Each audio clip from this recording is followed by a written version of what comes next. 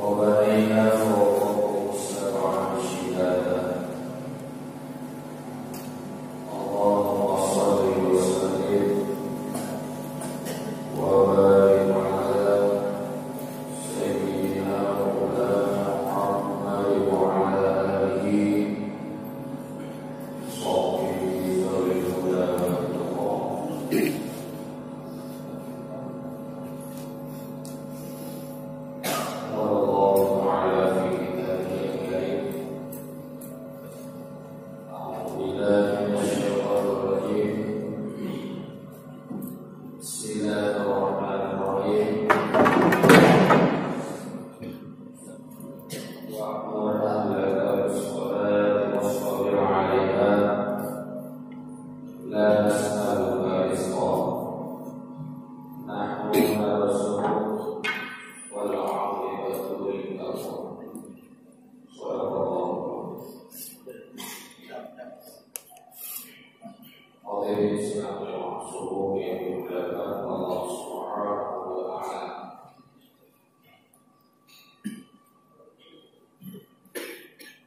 Puji syukur kepada Allah Subhanahu wa Ta'ala. Oleh Allah, pagi ini masih senantiasa membukakan dua kegiatan kita. Allah masih senantiasa membukakan haji dan pikiran kita.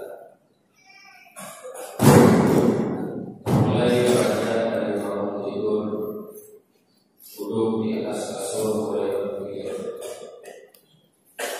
kemana saya setelah ini. Hati mulai menggerakkan rangkaian engkau menuju Allah. Penuhi panggilan Allah, ikuti sholat berjamaah sehingga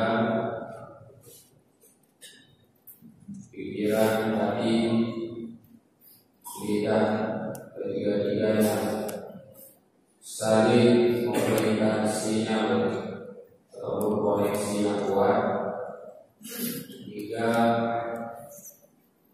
kita akan menuju Allah Subhanahu wa Ta'ala. Namun ada pula sebagian yang pagi ini dia bangun dari tidur, duduk di atas kasur, dia berpikir, kemana aku harus pergi? Dan pada ketika itu, sang hati menjawab, daripada kau bangun pergi, mending kau tidur sekejap lagi. Kemudian pikiranku mulai berputar. Memang tidak baiknya saya tidur lagi. Toh keluar masih gelap. Akhirnya kembali pelan-pelan tubuh ini menepi di atas tempat tidur, sehingga terbangun ketika matahari sudah pada keluar. Golongan pertama, golongan orang-orang yang diberikan kemenangan oleh Allah ketika dapat memenuhi seruan ataupun panggilan Allah. Dan golongan orang yang kedua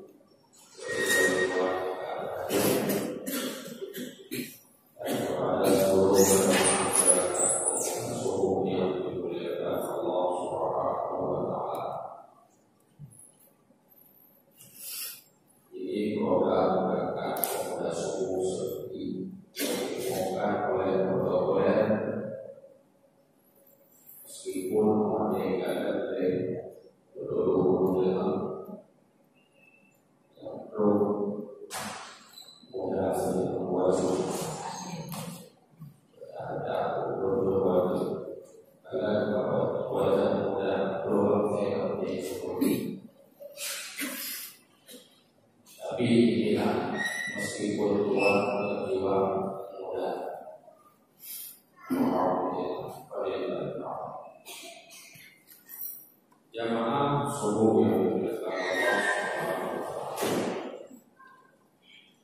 Allah mengatakan di dalam surah Qaha, Bismillahirrahmanirrahim, wa'mur ahlaka bis-shalah wastabir 'alaiha. Kata Allah, dan perintahkanlah kepada keluargamu untuk mendirikan sholat. Wastabir 'alaiha, dan kemudian bersabarlah atas pekerjaan itu. La as'aluka rizqa, kami tidak meminta rezeki, kami tidak meminta kekayaan, kami tidak meminta apa-apa kepada Allah. Nahnu narzuquka, namun kamilah yang memberikan rezeki kepada kamu. Wal 'aqibatu lit-taqwa, dan akibat yang baik, balasan yang baik bagi orang-orang yang takwa kepada Allah Subhanahu wa Ta'ala. Allah menyeru kepada hambanya yang pertama, perintahkanlah olehmu, bukan terhadap tetangga, bukan terhadap masyarakat umumnya, tapi Allah memerintahkan agar kamu menyuruh keluargamu terlebih dahulu untuk mengerjakan sholat, untuk mendirikan sholat. Tak perlu engkau hiraukan orang lain, pikirkan dulu nasib keluargamu, pikirkan dulu orang-orang yang hidup bersamamu. Keluargamu itu baik, niscaya engkau akan bersama dengan mereka dalam surganya Allah. Bila mana engkau tidak sanggup mengajak mereka, bila mana engkau tidak sanggup memerintahkan mereka untuk mengerjakan sholat, maka ketika itu engkau pula terjerat di dalam nerakanya Allah Subhanahu wa Ta'ala. Kenapa harus perintah sholat? Hari ini ketika kita mengambil sebuah timbangan, kita ingin menimbang antara orang yang beriman, orang yang takut kepada Allah Subhanahu wa Ta'ala. Ketika kita mengumpulkan semua itu, ternyata timbangan orang yang beriman dan yang takut kepada Allah Subhanahu wa Ta'ala hanya 1% dari 100%. Banyak saudara kita yang masih lalai di luar, yang subuh ini tidak terbangun, masih tertidur. Mungkin saja bukan saudara kita, anak kita mungkin masih tidur, istri kita masih tidur. Kenapa sebelum berangkat kita bangunkan terlebih dahulu? Kita mementingkan diri kita untuk menuju ke rumah Allah, tapi kita lupa menyelamatkan keluarga kita untuk menuju kepada rahmat Allah. Sholat perkara yang cukup besar. Pertanyaan, soalan di dalam kubur pun pertama yang akan ditanyakan perkara sholat. Ketika sholat mulai ditinggalkan, sholat mulai dilupakan, sholat mulai ditiadakan, menandakan itu mulai parah. Kenapa engkau jadikan sholat itu lambat? Kenapa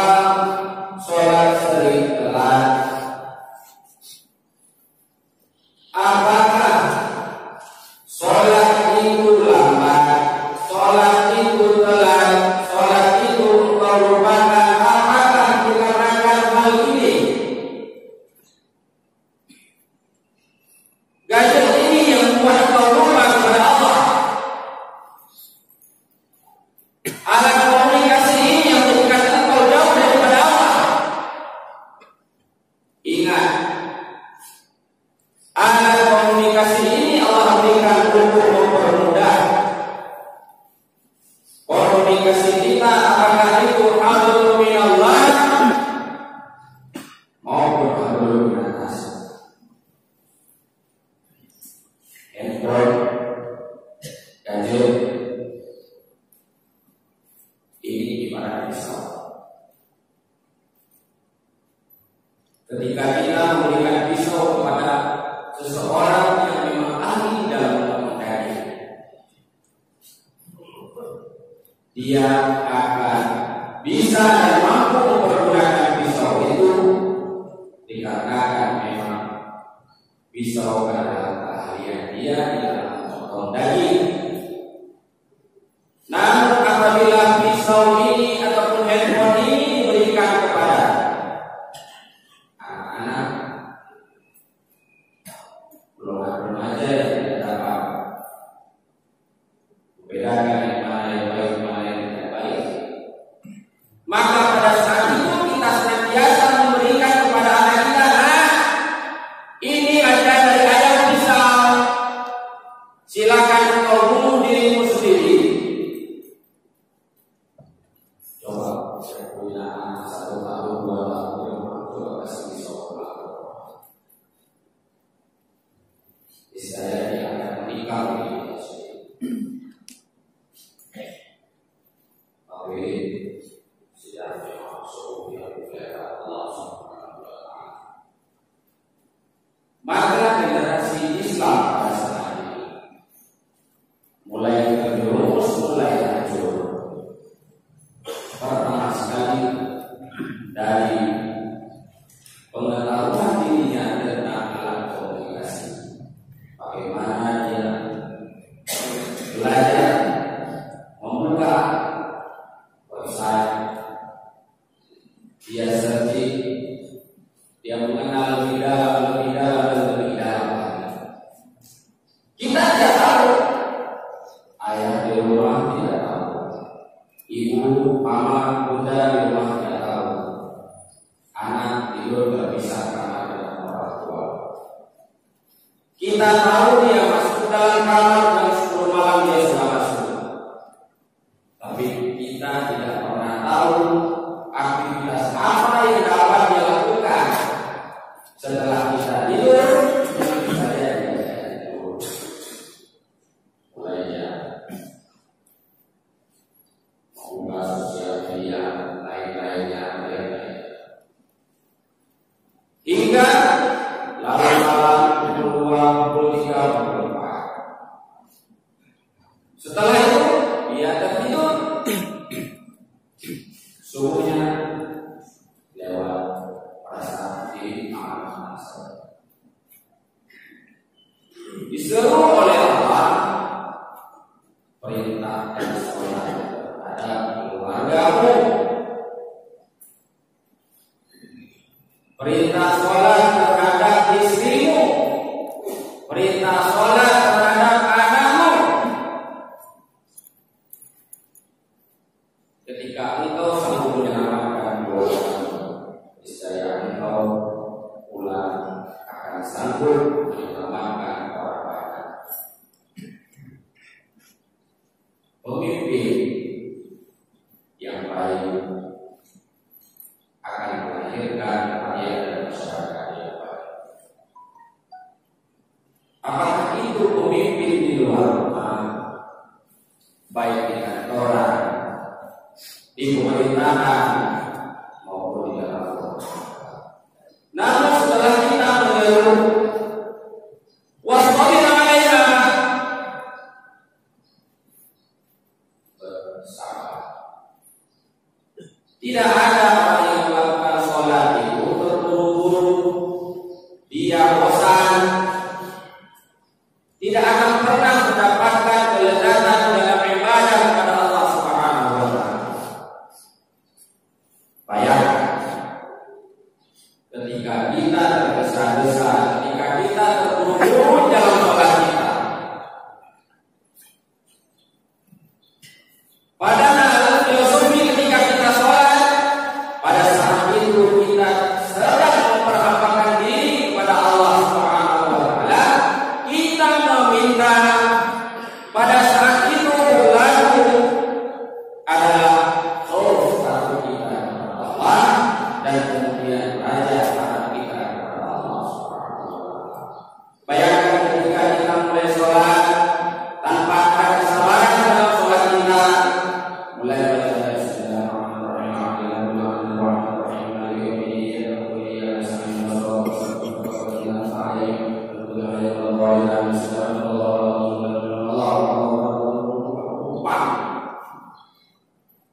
tarawih meninggalkan kemana kita mempertaruhkan ibadah kita kepada Allah Subhanahu wa Ta'ala. Kok 20 rakaat dulu ini?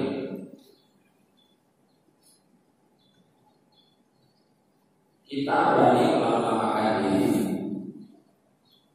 ketika kita di dalam suatu pertemuan, ketika kita duduk di dalam suatu acara. Bahkan pada umumnya laki-laki itu hobi berpulang. Dua apa? Dua kali dalam Islam berarti. Gak ada orang yang pulang, gak ada yang dulu, gak ada yang besar-besar. Tapi kenapa sholat kok kesannya terbesar-besar? Seakan-akan ada yang mengejar. Padahal saat itu sedang kita melakukan pengabdian kepada Allah Subhanahu wa Ta'ala. Dan ketika Allah memberikan umur kepada kita selama 60 tahun masa hidup kita, pernah nggak hari ini mulai dari selesai balik kita yang umur 30, 40, 50, 60 kuat suatu korek-korek ataupun kalkulasi perhitungan apa yang kita hitung? Sholat kita sudah berumur 60 tahun, kita potong masa balik kita 15 tahun, tinggal 45 tahun.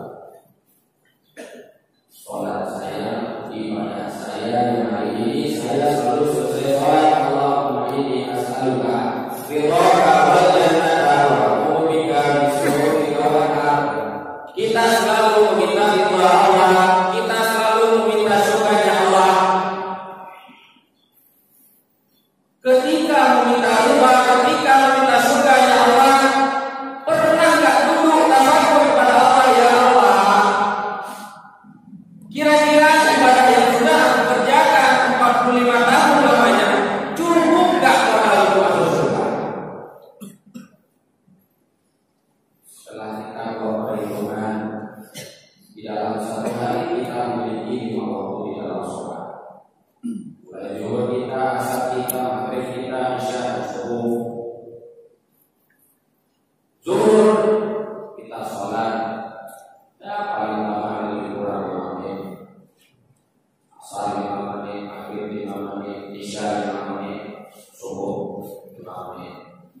Itu pun karena ayat-ayat di Al-Qur'an dibaca bersama Ustaz Faisal.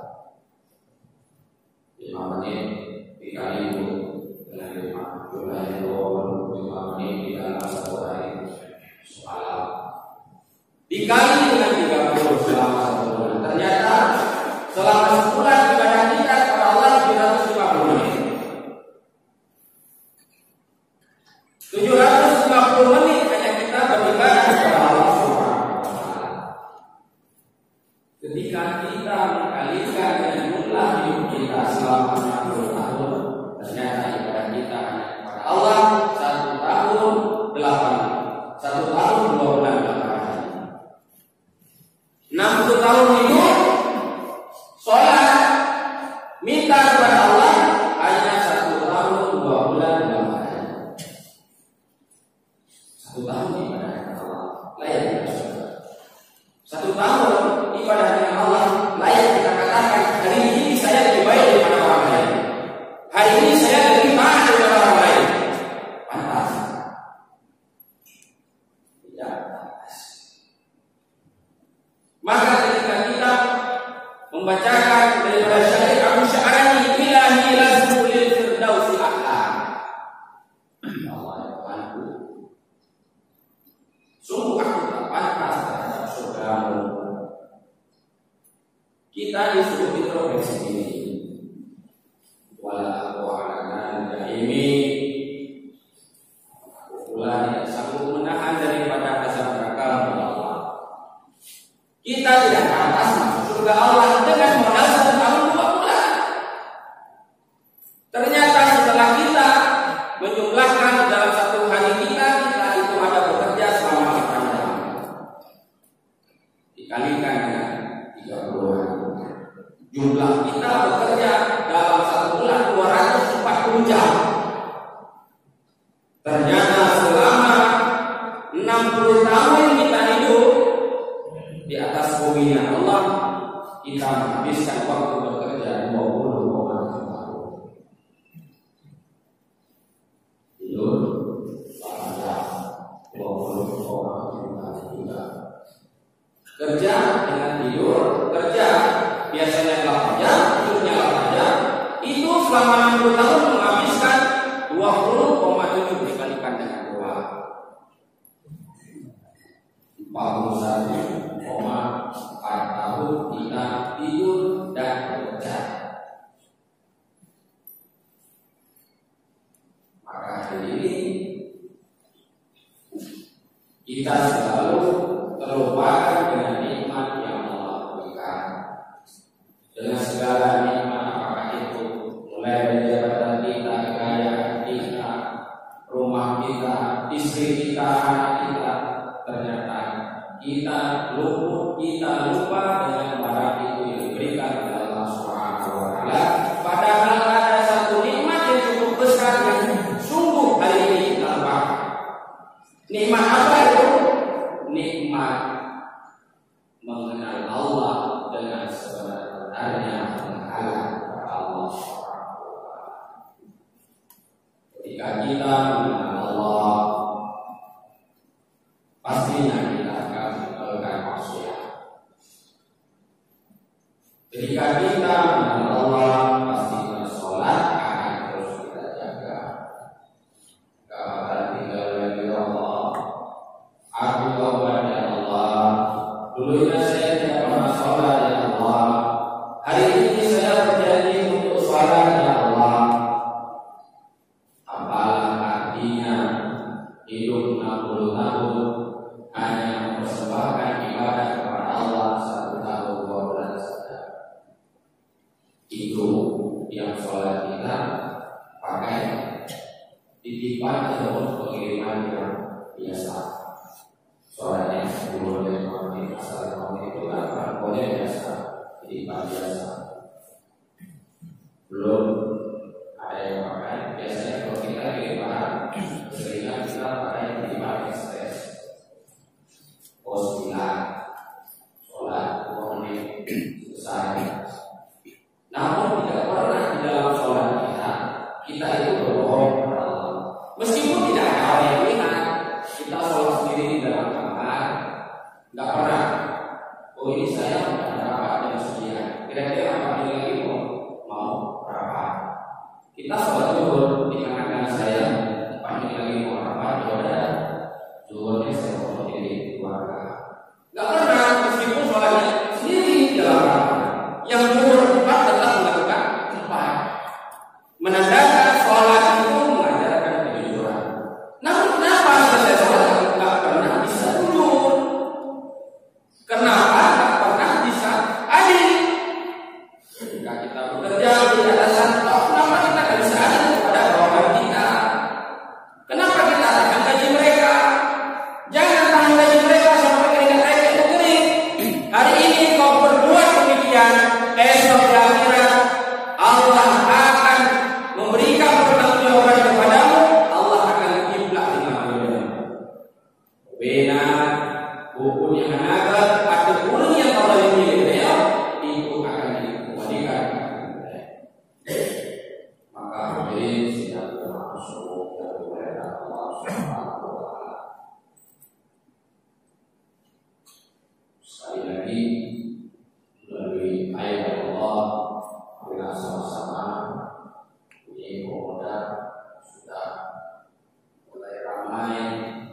Maka ini rumah Allah, inilah sebagai rumah, inilah sebagai tempat, inilah sebagai waktu untuk kita mendekatkan diri kepada Allah.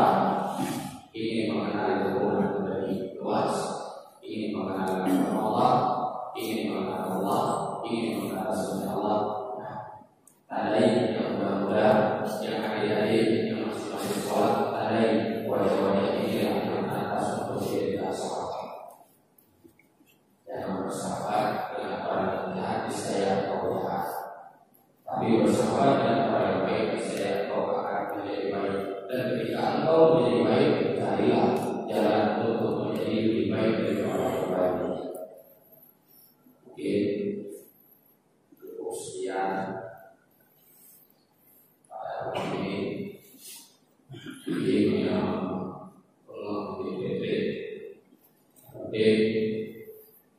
Allah apa harus agak sedikit besar soalnya bukan marah. Baik, yang